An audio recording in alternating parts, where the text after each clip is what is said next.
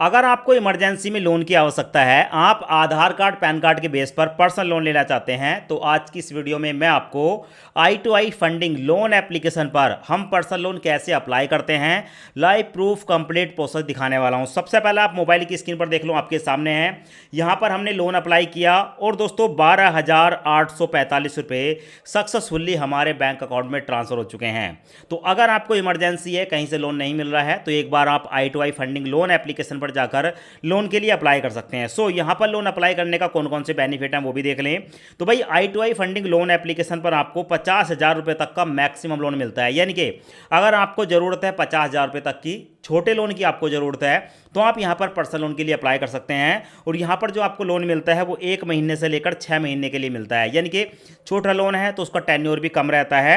और यहां पर आपको देखने को मिलेगा इस लोन का जो ब्याज है, रेट ऑफ इंटरेस्ट है, वो 24% से लेकर 48% साल का रहता है। यानी कि महीने के रेट ऑफ इंटरेस्ट की बात करेंगे तो 2% से लेकर 4% के बीच आपका जो है यहाँ पर रेट ऑफ इंटरेस्ट लगाया जा सकता है। आपकी प्रोफाइल के आधार पर जैसा आपका सिविल स्कोर होगा उसी हिसाब से आप पर जो है यहाँ पर रेट ऑफ इंटरेस्ट लगाया जाता है। सो आज की इस वीडियो में मैं आपको लाइव प्रूफ लोन अप्लाई करने का कंप्लीट प्रोसेस दिखा देता हूं। पहले एक बार आप कंप्लीट प्रोसेस देख लें, उसके बाद लोन के लिए अप्लाई करें। अब दोस्तों इस ऐप को इंस्टॉल करने के बाद आप ओपन पर क्लिक करेंगे और जैसे ही ओपन पर क्लिक करेंगे आपके सामने ये वाला इंटरफेस आता है। यहां पर आपको देखने को मिलेगा चेक बॉक्स। इस चेक बॉक्स को सिलेक्ट करके ओके श्योर पर क्लिक करेंगे और जैसे ही आप ओके श्योर पर क्लिक करेंगे तो आपके सामने इस ऐप की तरफ से कुछ परमिशन मांगी जाती है, जैसे कि कैमरे की परमिशन, उसके साथ साथ लोकेशन की परमिशन। ये सारी परमिशन को अलाउ कर देंगे। परमिशन अलाउ हो जाने के बाद आपके सामने आएगा लोन लेने के लिए फिर से आप नेक्स्ट पर क्लिक करेंगे, क्योंकि यहां पर जो लोन मिलता है वो रिस्की प्रोफाइल वालों को मिलता है।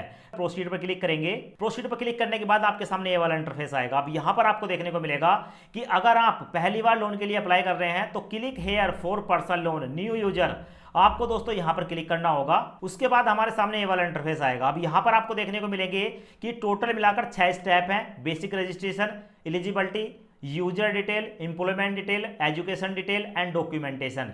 ये कुछ डिटेल कंप्लीट करने के बाद यहां पर आपको लोन मिलेगा। तो सबसे पहले यहां पर आपको देखने को मिलेगा जेंडर। आपका जो भी जेंडर है आप अपना जेंडर सेलेक्ट करेंगे। तो उसके बाद अपना फर्स्ट नेम बताएंगे, मिडिल नेम अगर कोई है तो डाल सकते हो वरना ऑप्शनल है। लास्ट नेम बताएंगे, उसके बाद अपने आधार कार्ड का नंबर बताएंगे, उसके बाद पैन कार्ड का नंबर बताएंगे, उसके बाद अपनी एक ईमेल आईडी बताएंगे, उसके बाद आप कोई पासवर्ड यहां पर क्रिएट करेंगे। दोस्तों पासवर्ड कोई भी आप क्रिएट कर सकते हैं। ये पासवर्ड इसलिए है कि जब भी आप इस ऐप को ओपन करेंगे तो ये पासवर्ड आपसे मांगा जाता है। तो भाई यहां पर आपको वही पासवर्ड दोबारा से डाल देना है। उसके बाद आपको देखने को मिलेगा मोबाइल नंबर, अपना मोबाइल नंबर डाल देंगे। मोबाइल नंबर डालने के बाद यहां पर सेंड पर क्लिक करेंगे। जैसे आप सेंड पर क्लिक करेंगे तो आपके मोबाइल नंबर पर एक ओटीपी आएगा, ओटीपी यहां पर डालेंगे और उसके बाद जो आपने अपनी जीमेल आईडी दी है उस पर भी एक ओटीपी आएगा, ओटीपी यहां पर डालेंगे। लोन एप्लीकेशन की तरफ से एक ओटीपी हमारी जीमेल आईडी पर आ चुका है, दोनों जगह ओटीपी डाल दिया। 3 चेकबॉक्स हैं, इन तीनों चेकबॉक्स को सिलेक्ट करने के बाद सबमिट पर क्लिक करेंगे और जैसे ही सबमिट पर क्लिक करेंगे दोस्तों तो आप यहां पर देखेंगे साइनिंग अप, यहां पर जो है आपको प्रोसेस देखने को मिल जाता है। बेसिक रजिस्ट्रेशन जो है वो कंप्लीट हो चुका है सक्सेसफुली। ओके पर क्लिक करेंगे और जैसे ही ओके पर क्लिक करेंगे तो हमारे सामने फिर से इसका जो होम स्क्रीन है वो आ जाता है। अभी दोस्तों यहां पर हमने रजिस्ट्रेशन तो कर लिया, अभी जो हमने अपनी जीमेल आईडी दी थी वो जीमेल आईडी यहां पर डालेंगे और जो पासवर्ड हमने बनाया था वो पासवर्ड यहां पर डालेंगे और लॉगिन पर क्लिक करते ही दोस्तों आपके सामने जो है हम इस एप्लीकेशन के जो है अंदर लॉगिन हो जाते हैं। लॉगिन होने के बाद दोस्तों हमारे सामने ये वाला इंटरफेस आता है और यहां पर अब दूसरा स्टेप है एलिजिबिलिटी का। अब यहां पर एलिजिबिलिटी चेक होगी। एलिजिबिलिटी में क्या है दोस्तों कि सबसे पहले तो आपको बताना है कि आपको कितने रुपए की लोन की जरूरत है। तो यहां पर बताया गया है कि 500 रुपए से लेकर आप 50,000 तक का लोन ले सकते हैं।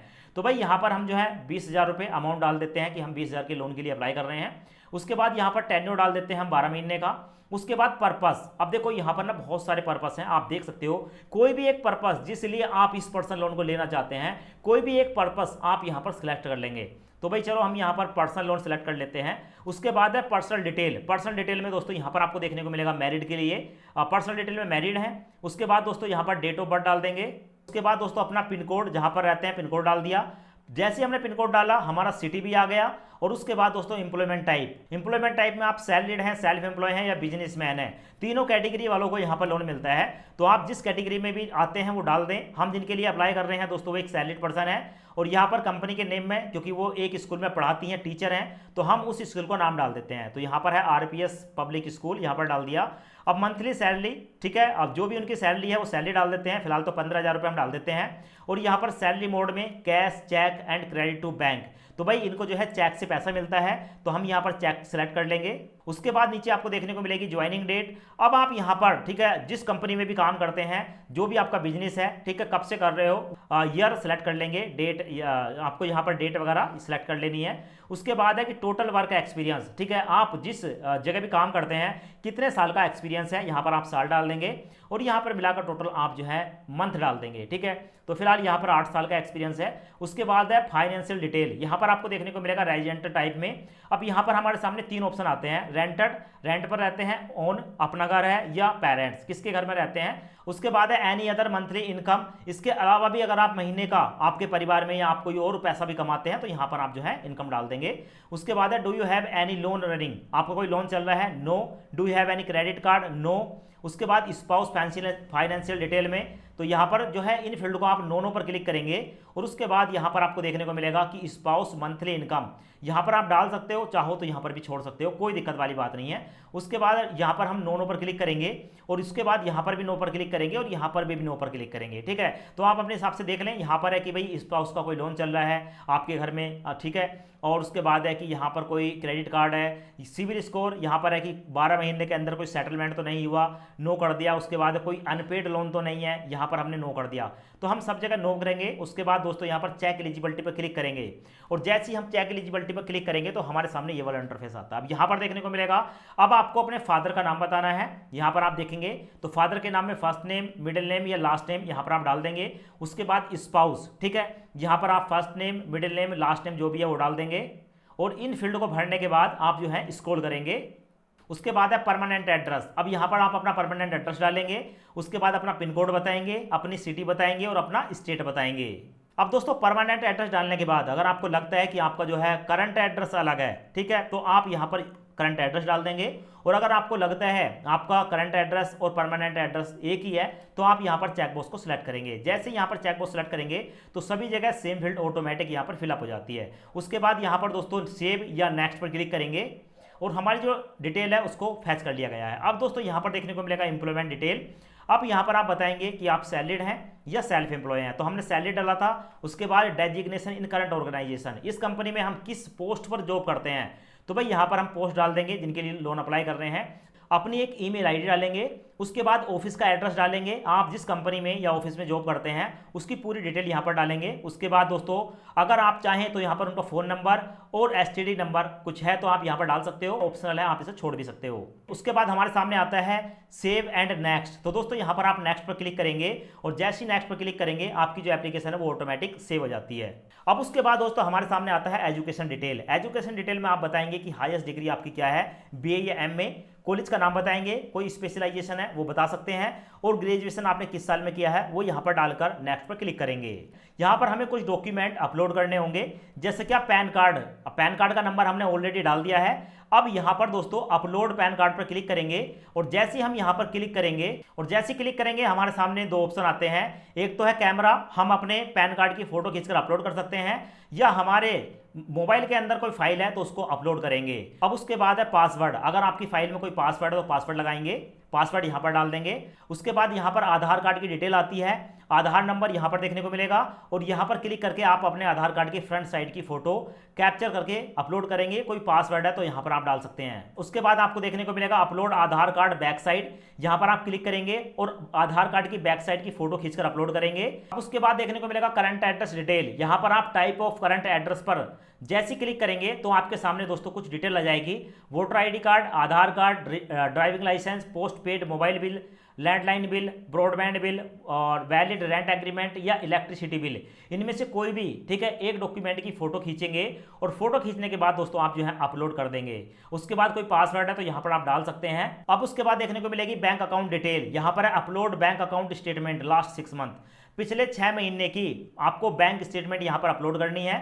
कोई पासवर्ड है तो यहाँ पर आप डाल सकते हैं। उसके बाद देखने को मिलेगा सैलरीड, यहाँ पर है अपलोड ऑफिस आईडी। अब आप अपने ऑफिस की कोई भी एक आईडी यहाँ पर अपलोड करेंगे। आप जो है कैमरे पर क्लिक करके, ठीक है, उसकी जो है पिक्चर खींचकर अपलोड कर सकते हैं। उसके बाद कोई पासवर्ड वो डाल देंगे। उसके बाद है अपलोड सैलरी स्लिप। आप चाहें तो अपनी लास्ट मंथ की सैलरी स्लिप यहाँ पर अपलोड कर सकते हैं, और upload salary slip second month and upload salary slip third month, यानी कि 3 सैलरी स्लिप आपको 3 महीने की एक एक करके यहाँ पर अपलोड करनी होंगी। अब उसके बाद आपके सामने 4 चेकबॉक्स आते हैं, 1, 2, 3 और 4, चारों चेकबॉक्स को सिलेक्ट करेंगे, और सिलेक्ट करने के बाद दोस्तों आपको देखने को मिलेगा सबमिट वाला ऑप्शन, सबमिट पर क्लिक करेंगे।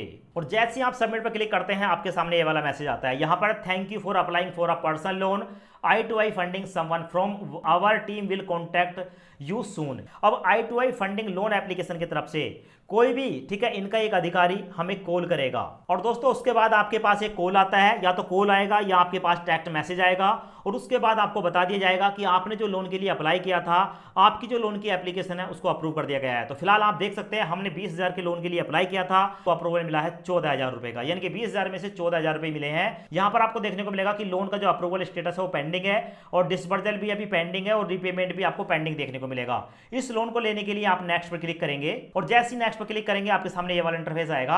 अब यहाँ पर आपको अपने बैंक अकाउंट का नंबर डालना है जिसमें आप इस लोन को लेना चाहते हैं, फिर से अकाउंट नंबर डालेंगे, IFSC कोड डालेंगे एंड प्रोसीड पर क्लिक करेंगे। प्रोसीड पर क्लिक करने के बाद आपके सामने पूरी डिटेल आ जाएगी कि आपको जो यहाँ पर 14,000 का लोन मिल रहा है उसमें प्रोसेसिंग फीस इतनी है, और आपके बैंक अकाउंट में जाएगा 12,845 रुपए। अब उसके बाद यहाँ पर आपको आपका जो है टेन्योर देखने को मिलेगा। ये लोन जो है दोस्तों पूरे 5 महीने के लिए मिल रहा है। मंथली EMI देखने को मिल जाएगी, आपका जो रेट ऑफ इंटरेस्ट है वो देखने को मिल जाएगा, और आपको जो टोटल इस पैसे को रिपेमेंट करना है वो अमाउंट आपको देखने को मिल जाएगी। अब अगर आपको लगता है कि सब कुछ ठीक है, आपको ये पैसा चाहिए, तो चेक बॉक्स को यहाँ पर आप सिलेक्ट करेंगे, और चेक बॉक्स को सिलेक्ट करने के बाद कंटिन्यू पर क्लिक करेंगे। जैसे कंटिन्यू पर क्लिक करेंगे आपके सामने एग्रीमेंट आ जाएगा, एग्रीमेंट को एक बार पढ़ लेंगे, एंड एग्रीमेंट को पढ़ने के बाद दोस्तों सबमिट पर क्लिक करेंगे। अब उसके बाद दोस्तों आपके मोबाइल नंबर पर एक OTP आएगा, OTP यहाँ पर डालेंगे एंड विड्रॉ मनी पर क्लिक करेंगे।